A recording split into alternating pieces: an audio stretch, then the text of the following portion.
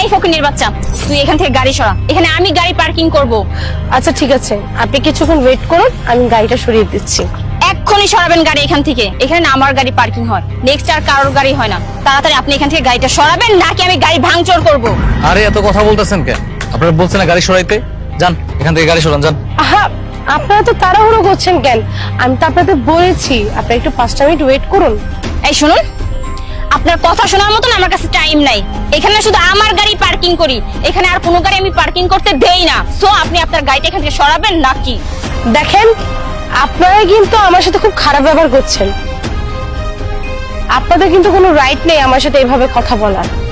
বুঝলাম না, মানে তর্ক করার কি আছে? আপনি জানেন এই জায়গায় আমার গার্লফ্রেন্ড প্রতিনিয়ত গাড়ি পার্কিং করে, এখান থেকে আপনার গাড়িটা সরাইতে বলতেছি, গাড়ি সরাতে গাড়ি ভেঙে গেলাম কিন্তু করে দিলাম। আপনি কি বাংলা কথা বুঝতেছেন না? হ্যাঁ, কথা কি কানে যেতেছে না? আপনি জানেন ওকে, ও হচ্ছে এই থানার ওসির মেয়ে।